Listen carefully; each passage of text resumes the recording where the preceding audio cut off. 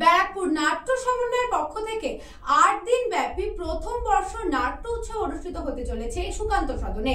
সেই নিয়ে সাংবাদিক সম্মেলন পুর প্রধান ও বিধায়কের। নাট্য চর্চা এবং নাটকের বহু দল আছে, যে কোনো যে দলগুলো বহু নাটক করে, আমিও যেহেতু নাটকের থেকে উঠে আসা একটা ছেলে, এবং এখানে নাটকের কালচার রয়েছে, দর্শক রয়েছে, তো সব মিলিয়ে 20টা নাট্য দল মিলে আমাদের এই 21টা নাটক হবে 25শে মার্চ থেকে 1লা এপ্রিল 2025। এটা সুকান্ত সদনে হবে প্রতিদিন 4:30টার সময়। ব্যারাকপুর একটা সাংস্কৃতিক একটা পীঠস্থান বলতে পারেন।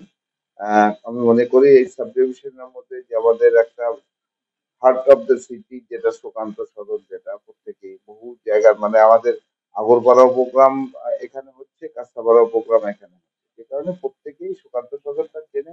আর এই সাব ডিভিশনে যে কটা জায়গা আছে তার মধ্যে ব্যারাকপুরে সব থেকে বেশি নাট্য দল আছে, 18টা দল, যেমন এখানে 20টা দল টোটাল পারফর্ম করবে, তার মধ্যে 18টাই ব্যারাকপুরে।